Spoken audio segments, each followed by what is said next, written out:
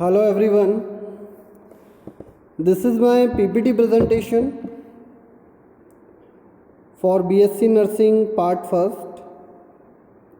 Subject है अपना foundation of nursing, उसकी यूनिट थी unit 15 care of terminally ill patient, और उसका आज का टॉपिक है हमारा डेड बॉडी केयर और care of dying patient. It means hospital के अंदर अलग अलग पेशेंट्स को हम केयर प्रोवाइड करते हैं और डिफरेंट टाइप की अलग टाइप की डिजीज़ होती हैं जिनके अंदर एक नर्सिंग स्टाफ पेशेंट को केयर प्रोवाइड करता है, उस डिजीज़ से प्रोटेक्शन प्रोवाइड करता है, उससे रिलीफ प्रोवाइड करने में उसकी हेल्प करता है। बट इन सब कंडीशन के बीच एक और इम्पॉर्टेंट इवेंट या एक और इम्पॉर्टेंट कंडीशन हमारे सामने रहती है और वो है care of dead body.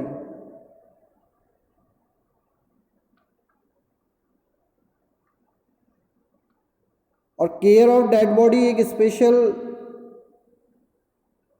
Fearful movement हम कह सकते हैं हॉस्पिटल एनवायरनमेंट का। फैमिली के लिए भी फियरफुल मूवमेंट है, पेशेंट्स के फैमिली मेंबर्स, रिलेटिव सभी के लिए फियरफुल मूवमेंट है। और ये मूवमेंट हमारे लिए भी बहुत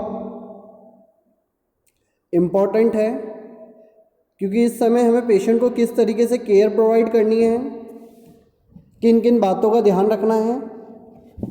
तो इसके लिए भी एक स्पेशल टाइप का प्रोसीजर है जिसे हम कहते हैं डेड बॉडी केयर या care of dying patient. Patient के मरने के बाद उसकी किस तरीके से केयर करनी है, तो किन किन बातों का ध्यान रखना है, कब से केयर स्टार्ट करेंगे, इस केयर में आपको क्या क्या ध्यान रखना है, कौन कौन से स्टेप्स फॉलो करने हैं, क्या क्या इक्विपमेंट्स आपके पास होने चाहिए, ये सब हम पढ़ेंगे केयर ऑफ डाइंग पेशेंट या डेड बॉडी केयर के अंदर।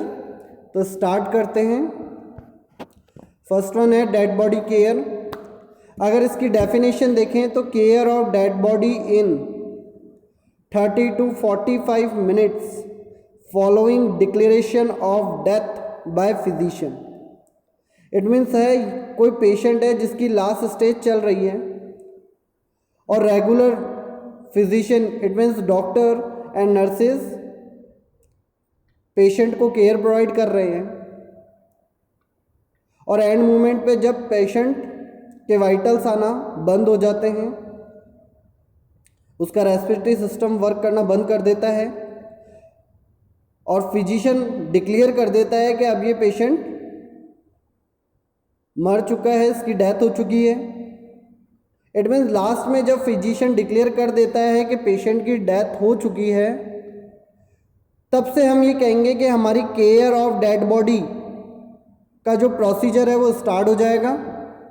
और हम ये कह सकते हैं कि care of dead body in 30 to 40 minutes, 30 से 45 मिनट के अंदर हमें डेड बॉडी को केयर प्रोवाइड करनी है। तो फिजिशियन जब किसी पेशेंट की डेथ को डिक्लेयर कर देगा, उसके 30 से 45 मिनट के अंदर हमें पेशेंट को डेड बॉडी केयर प्रोवाइड करनी है। तो ये है हमारी definition of dead body care, जिसमें फिजिशियन ने डिक्लेयर कर दिया है कि पेशेंट की डेथ हो चुकी है और 30 से 45 मिनट 30 to 45 मिनट हमने पेशेंट को केयर प्रोवाइड करी है।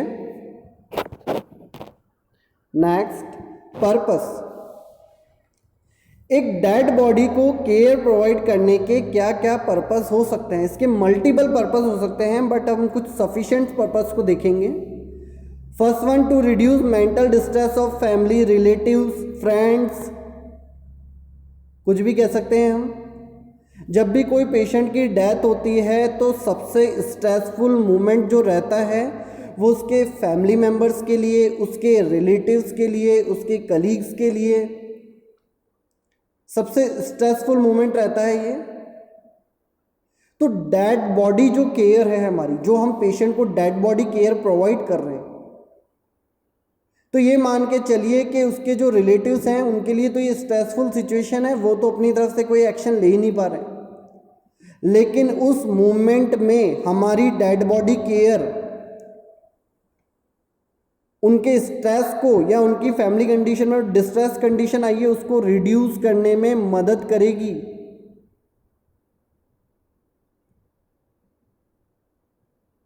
एक तरीके से उनको साइकोलॉजिकल सपोर्ट मिलेगा जब हम डेड बॉडी को केयर प्रोवाइड करेंगे।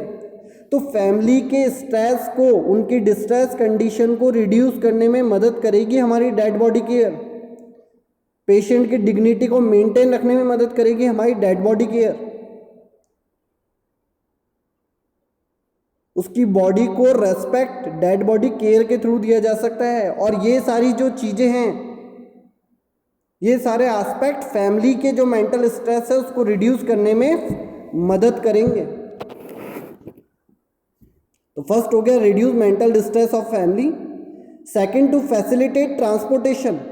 अब आपको अपने पेशेंट को ट्रांसपोर्ट करना है, लेकिन डेड बॉडी केयर के अंदर हम पेशेंट को प्रॉपरली रेडी करके फिर ट्रांसफ़र करते हैं। इट मीन्स ये नहीं है कि अगर पेशेंट डेड हो चुका है तो हमारी रेस्पॉन्सिबिलिटी ख़त्म, आप डेड बॉडी को यूं ही ले जाओ, नहीं।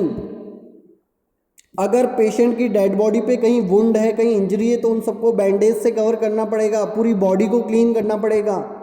और भी बहुत सारे स्टेप्स हैं जो कि हम आगे प्रोसीजर में देखेंगे। सारे स्टेप्स कंप्लीट हो जाएंगे, बॉडी क्लीनिंग हो जाएगी, सब कुछ हो जाएगा। उसके बाद बॉडी को पूरा प्रॉपर्ली कवर करेंगे वाइट कलर की बेडशीट से। डेड बॉडी को देखा आपने कवर करते हैं। तो ये जो हमारे सारे प्रोटोकॉल है किसके लिए हैं? To facilitate transportation. हम सिर्फ ऐसा नहीं पेशेंट मरते ही उसकी डेड बॉडी को हैंड ओवर कर देता, नहीं। अब बॉडी को ट्रांसफ़र करने की दो जगह हैं। एक तो या तो वो मॉर्चरी में जाएगा, मॉर्चरी मीन्स जहां पर हम डेड बॉडी को रखते हैं हॉस्पिटल के अंदर, और या फिर हो सकता है कि डेड बॉडी को यहाँ रखने की जरूरत नहीं है, फैमिली मेंबर अवेलेबल है तो उसको होम एनवायरनमेंट में दे दो। यानी हम डेड बॉडी को उसके घर, उसके रिलेटिव्स के साथ, फैमिली मेंबर्स के साथ भेज सकते हैं। To facilitate transportation, it means हमने डेड बॉडी को रेडी करा है कहाँ पर भेजने के लिए? मॉर्चरी में भेजने के लिए और होम एनवायरनमेंट में भेजने के लिए। और to maintain normal body alignment. अब डेड बॉडी को, डेड बॉडी मीन्स है कि इस पर्सन का अपनी बॉडी पे कोई कंट्रोल रहा ही नहीं, इसके अपने मूवमेंट पे इसका कोई कंट्रोल रहा ही नहीं। अब ये बॉडी डेड हो चुकी है, तो अगर आप उसके हाथ को उठा के किसी भी दिशा में रखोगे या ओपन एयर में छोड़ोगे तो वो एक नॉर्मल अलाइनमेंट में रहेगा नहीं, उसकी नेक नॉर्मल अलाइनमेंट में रहेगी नहीं, क्योंकि बॉडी क्या हो चुकी है? डेड हो चुकी है। और हम डेड बॉडी जब केयर करते हैं, पेशेंट को बेडशीट के अंदर कवर करते हैं, तो पेशेंट को एक एक्यूरेट बॉडी पोस्चर या एक एक्यूरेट बॉडी पोजीशन देते हैं। पोजीशन देने के बाद उसको कवर करते हैं, तो हम पेशेंट की नॉर्मल बॉडी अलाइनमेंट को मेंटेन कर रहे हैं। वरना डेड बॉडी को बिना अगर आपने कवर करे दे दिया तो बॉडी का उस पर कंट्रोल ही नहीं है।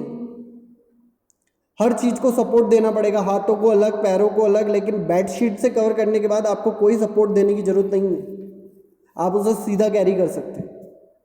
तो नॉर्मल बॉडी अलाइनमेंट को मेंटेन करने के लिए भी हमारे लिए क्या काम आती है? Dead body care. तो और भी इसके मल्टीपल पर्पस हैं। बॉडी की क्लीनिंग के लिए, बॉडी से कंटामिनेशन ना फैले, बॉडी का पोस्चर मेंटेन रहे, फैमिली मेंबर्स को जो है साइकोलॉजिकल सपोर्ट मिले। अगर एक्सीडेंटल पेशेंट है, अगर आपने उसको सही तरीके से कवर करके दिया है तो एकदम से स्ट्रेसफुल कंडीशन पैदा ना हो। जैसे ही कोई डेड बॉडी को देखे तो उसके लिए स्ट्रेसफुल कंडीशन पैदा ना हो जाए। वैसे भी स्ट्रेसफुल मूवमेंट है, लेकिन स्ट्रेस को थोड़ा कम रहे। एक तो आपने एक्सीडेंटल डेड बॉडी को एज इट इज़ दे दिया तो उस बॉडी को कोई देख ही नहीं पाएगा, बट आपने उसको प्रॉपरली बैंडेज से कवर किया, आपने उसको बेडशीट से कवर किया, देन आपने फैमिली मेम्बर्स को दिया, तो उसकी डिग्निटी को मेंटेन रखने के लिए बहुत ज़्यादा ज़रूरी है। तो और भी मल्टीपल पर्पस हो सकते हैं इसके, बट अभी के लिए हमने ये लिमिटेड पढ़े हैं कि ये इसके पर्पस हैं, और भी हो सकते हैं। इक्विपमेंट्स की बात करें, हमें क्या क्या किन किन चीज़ों की ज़रूरत पड़ेगी डेड बॉडी केयर में? सबसे पहला बैंडेजेस। अब बैंडेजेस का यूज़ क्या है ये हम पढ़ेंगे स्टेप्स में, प्रोसीजर में, लेकिन अभी की ध्यान रखिए बैंडेजेस एब्जॉर्बेंट और नॉन एब्जॉर्बेंट कॉटन्स, इनका क्या रोल है ये भी हम स्टेप्स में पढ़ेंगे। Macintosh, hospital gown, patient clothes, patient के कपड़े भी होंगे जो डेड बॉडी है उसके, gloves, mask, caps, identification tags, ये सारे इक्विपमेंट लेके हमें हमारा प्रोसीजर करना है। और सबसे मेन चीज़ हमेशा ध्यान रखिए, कोई भी प्रोसीजर आप अप्लाई करें नर्सिंग फील्ड में, बिफोर प्रोसीजर और आफ्टर प्रोसीजर आपको हैंड वॉशिंग करनी है। बिफोर प्रोसीजर और आफ्टर प्रोसीजर आपको हैंड वॉशिंग करनी है, ये आपको हर प्रोसीजर में ध्यान रखना है। तो ये हो गए हमारे equipments, bandage, absorbent, Macintosh, hospital gown, patient cloth, gloves, mask, caps, identification tags. अब आइडेंटिफिकेशन टैग्स क्या होते हैं ये आपको प्रोसीजर में पता लग जाएगा। कैप आपको पता है, मास्क आपको पता है, ग्लव्स आपको पता है, पेशेंट क्लोथ आपको पता है, हॉस्पिटल गाउन आपको पता है, मैकिन्टोश आपको पता है। एब्जॉर्बेंट कॉटन्स का क्या काम है, बैंडेजेस का क्या काम है, ये सब आपको आगे पता लग जाएगा। डेड बॉडी में इन सब का क्या काम है। तो अब हम पढ़ेंगे steps of dead body care, कि जब भी किसी पेशेंट की डेथ हो जाती है तो हमें किन किन स्टेप्स को फॉलो करना है। तो steps of dead body care हम वन बाय वन करके देखेंगे कौन कौन से स्टेप्स हैं। तो first, it is the responsibility of physician to declare death of the patient. Death को अगर कोई डिक्लेयर कर सकता है हॉस्पिटल एनवायरनमेंट में तो वो रेस्पॉन्सिबिलिटी है फिजिशियन की, ये राइट उसी का ही है। इट मीन्स डॉक्टर ही उसको फुल्ली आइडेंटिफाई करेगा, वाइटल्स, ईसीजी जो भी उसे चेक करना है वो सब चेक करेगा, पीपल रिएक्शंस,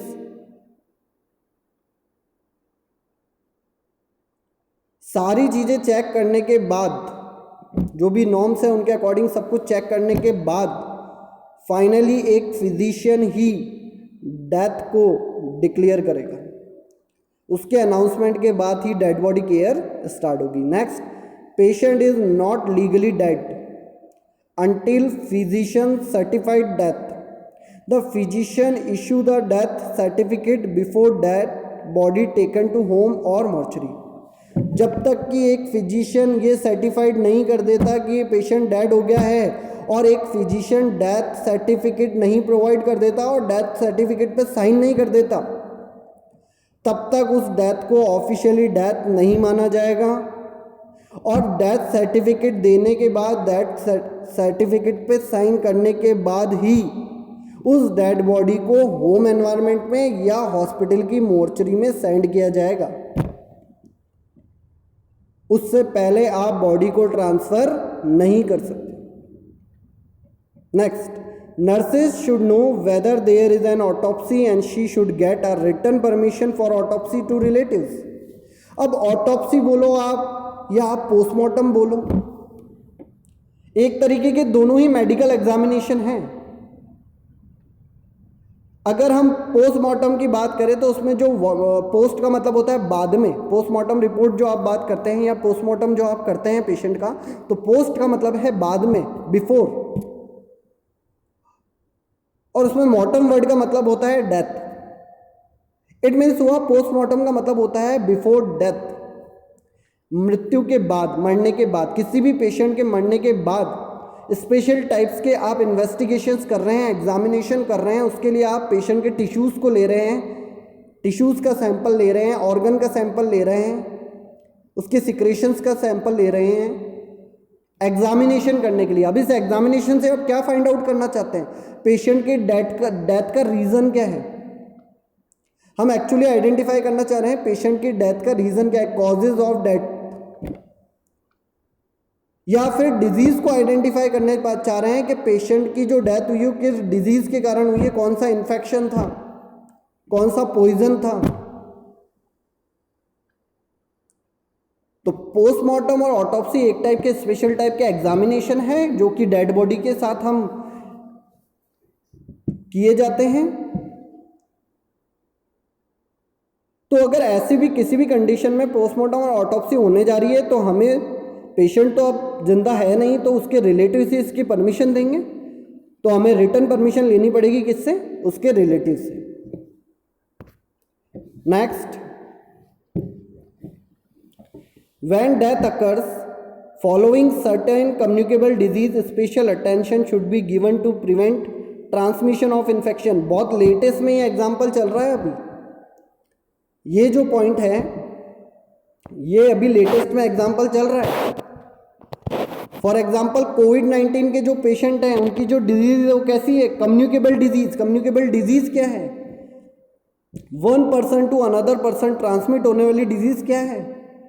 स्प्रेड आउट होने वाली डिजीज क्या है? Communicable disease.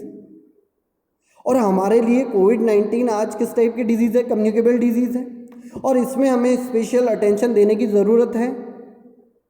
तो जब भी ऐसे पेशेंट की डेथ हो रही है तो वहाँ पर हमें उस डेड बॉडी पे स्पेशल अटेंशन देना पड़ेगा। इट मीन्स है कि उस डेड बॉडी की स्पेशल टाइप की केयर करनी पड़ेगी, डेड बॉडी को सैनिटाइज करना पड़ेगा, डेड बॉडी को पूरी तरीके से कवर करना पड़ेगा, एयर लॉक करना पड़ेगा, जिससे ये communicable disease one person to another person फैले नहीं। ऐसी कंडीशन में हम डेड बॉडी पेशेंट्स को भी हैंड ओवर नहीं कर रहे हैं। डेड बॉडी को डिस्ट्रॉय करने की जो रेस्पॉन्सिबिलिटी है वो भी स्टाफ खुद ले रहा है, हॉस्पिटल मैनेजमेंट खुद ले रहा है, मेडिकल टीम खुद ले रही है। किसके लिए? To prevent transmission of infection. तो याद रखिए, जब भी कम्युनिकेबल डिजीज होगी तो उस कंडीशन में स्पेशल टाइप के अटेंशन हमें ध्यान में रखने पड़ेंगे, क्योंकि ऐसी जो डिजीज है वो ट्रांसमिट हो सकती है। Next, nursing care for dead body and commitment with patient and family और document in the chart CHART chart before transporting to the mortuary. आपने जो भी पेशेंट को डेड बॉडी को केयर प्रोवाइड करी है, जो भी कमिटमेंट आपने पेशेंट और फैमिली से करे हैं, वो सारे डॉक्यूमेंट बनाने हैं आपको चार्ट में before transporting to the mortuary. आप चाहे उसको घर भेजो या मॉर्चरी भेजो, आपको उसके सारे डॉक्यूमेंट्स को मेंटेन करना है।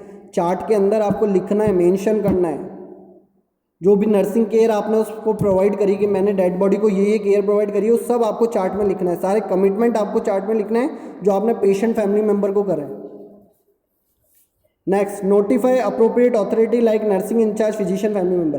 अब जैसे ही पेशेंट का पूरी डेड बॉडी केयर कंप्लीट हो जाएगी तो आपको वार्ड के इंचार्ज को इन्फॉर्म करना है, फिजिशियन को इन्फॉर्म करना है, फैमिली मेंबर्स को इन्फॉर्म करना है कि हमारा काम कंप्लीट हो चुका है। और जो भी रेलिवेंट अथॉरिटी है, इस फील्ड से रिलेटेड अथॉरिटी, उन सभी को आपको इन्फॉर्म करना है कि डेड बॉडी केयर जो है वो कंप्लीट हो चुकी है।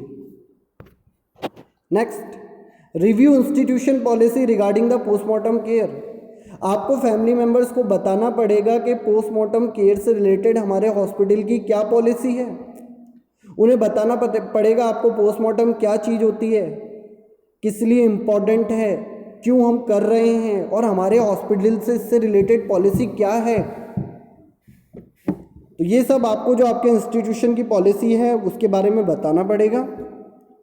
Talk with family about their wishes to spend time with dead patient and help in preparing body. आपको उसके फैमिली मेंबर से बात करना है कि आपकी कोई विशेष है आखिरी, क्या आपकी कोई लास्ट विशेष है, लेकिन कंडीशन कम्युनिकेबल डिजीज वाली नहीं होनी चाहिए। अगर एक नॉर्मल पेशेंट है, कोई इन्फेक्टेड पेशेंट नहीं है, कोई कम्युनिकेबल डिजीज वाला पेशेंट नहीं है और वो उसकी डेथ हुई है, तो आप उसके फैमिली मेंबर्स को पूछोगे कि आपकी कोई विश है, क्या आप इनके साथ टाइम स्पेंड करना चाहते हैं। और डेड बॉडी को प्रिपेयर करने में आप उनके फैमिली मेंबर्स की भी हेल्प करेंगे और उनकी भी हेल्प लेंगे। तो यहाँ पर आप पेशेंट के फैमिली मेंबर से उनकी विशेष जानने की कोशिश कर रहे हैं कि आपकी क्या क्या विश हैं, क्या क्या इच्छाएं हैं डेड बॉडी के साथ, क्या आप इनके साथ टाइम स्पेंड करना चाहते हैं। Next, follow institutional policy for handling patient in contamination condition and if there was infected और आइसोलेटेड पेशेंट। अब जब कंटामिनेटेड पेशेंट आएगा तो वहाँ पर हर इंस्टीट्यूशन की पॉलिसी अलग है अकॉर्डिंग टू अलग अलग डिजीज कंडीशन। हर डिजीज कंडीशन क्या है, अलग अलग है, हर कंटामिनेशन अलग है। कोविड-19 अलग था, स्वाइन फ्लू अलग है, टीबी अलग है, ये सारी डिजीज़ क्या हैं, अलग अलग है। तो सबकी पॉलिसी, इंस्टीट्यूशनल पॉलिसीज अलग अलग हैं। अब कोविड-19 की जो बॉडी है उसको फैमिली मेम्बर्स को हैंड ओवर नहीं कर सकते, उसे बिना सैनिटाइज करे हुए हम किसी को भी नहीं दिखा सकते। वो पूरा सैनिटाइज होता है, कवर होता है, उसके बाद डिस्ट्रॉय होता है, और जो भी उसे डिस्ट्रॉय करने जा रहा है वो पीपीई प्रोटेक्शन के साथ जाएगा। ज़्यादा लोग वहाँ इन्फ्लुएंस नहीं होंगे। रेगुलर बेसिस पे जैसा ये इवेंट रहता है वैसा नहीं हो सकता है। उस रेस्पेक्ट, उस डिग्निटी के साथ इस पेशेंट को इस तरीके से डिस्ट्रॉय नहीं किया जा सकता है बिकॉज ऑफ कंटामिनेशन कंडीशन। तो हर इंस्टीट्यूशन की अलग अलग पॉलिसी हैं, वो आपको फॉलो करनी है। Provide privacy for dead body, ऐसा नहीं है कि डेड बॉडी होते ही, डेथ होते ही यहाँ पर जो है सारे लोग एक साथ इकट्ठे हो जाए, नहीं। जब भी आप डेड बॉडी केयर दे रहे हैं तो आपको प्राइवेसी मेंटेन करनी है। इट डज़ नॉट मैटर कि हमारा जो पेशेंट है वो जिंदा है या मर चुका है, हमें प्राइवेसी को मेंटेन करना है। Remove any valuables and place in envelope and seal it. अब हो सकता है डेथ होने के बाद पेशेंट की बॉडी पे बहुत सारी वैल्यूबल थिंग्स हो, ज्वेलरी हो, अदर कुछ वैल्यूबल थिंग्स हो उसकी, तो आपको उन सबको कलेक्ट करना है, एक एनवलप में डालना है, सील करके बाद में फैमिली मेम्बर से साइन करवा के उनको हैंड ओवर करना है। Next, position of the body in good alignment in supine position with head slightly elevated. Supine position आपको पेशेंट को देनी है और उसके जो लेग्स हैं, उसके जो हाथ हैं वो कवर होने चाहिए, एक दूसरे के क्लोज कांटेक्ट में होने चाहिए, और सुपाइन पोजीशन रहेगी और हेड जो है स्लाइटली एलिवेटेड रहेगा।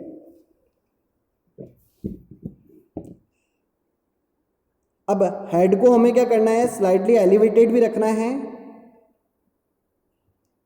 और जो चिन साइड है वहां से बैंडेज से कवर करते हुए उसे बांधना है हमें।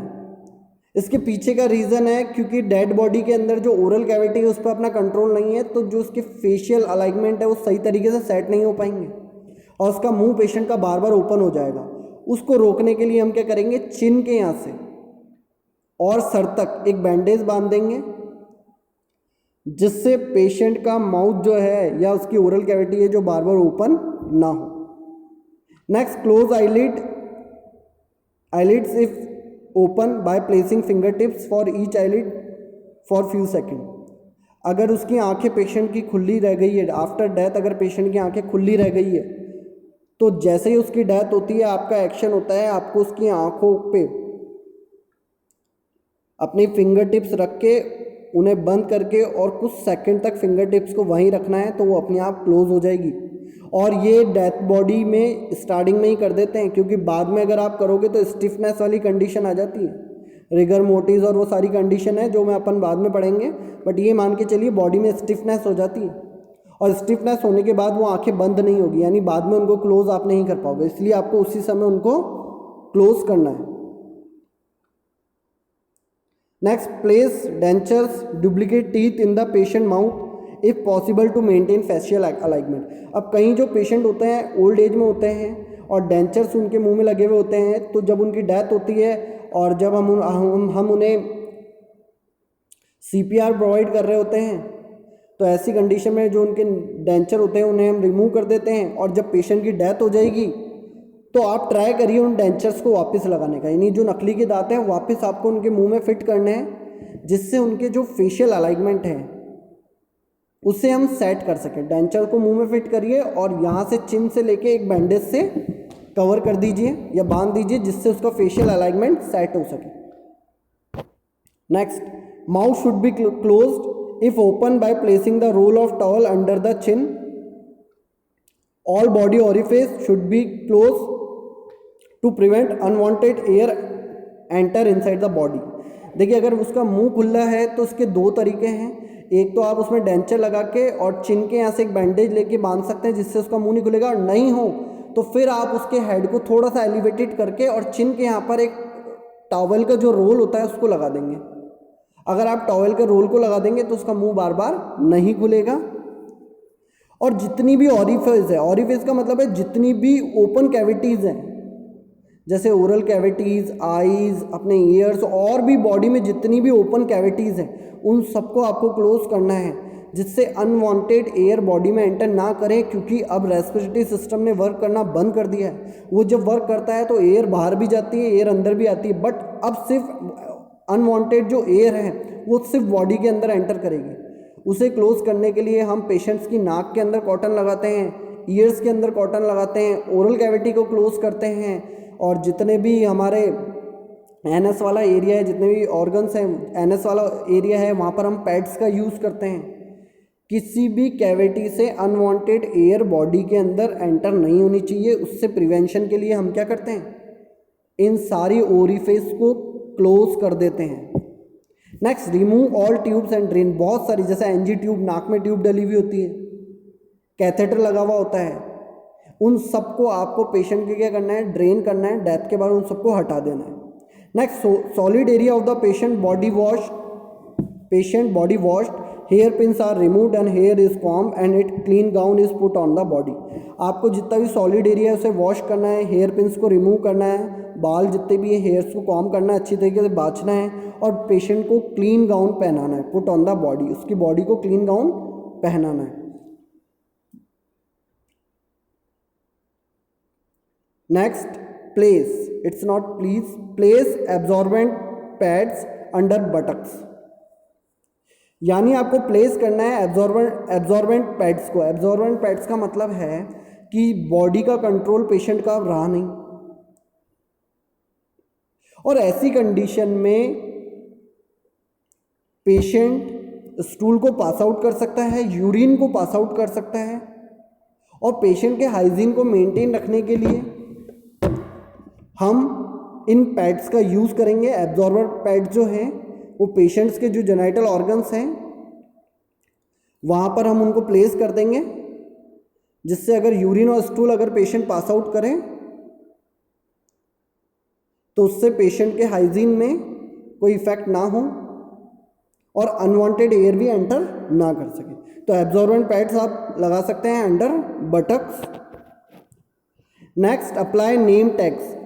टोटल जनरली हम देखें तो 3 टैग्स का हम यूज़ करेंगे। एक वेस्ट पे लगाते हैं, एक जो है हम अंगूठे पे लगाते हैं, और एक जो है हम पूरी बॉडी को कवर करने के बाद उसके ऊपर लगाते हैं।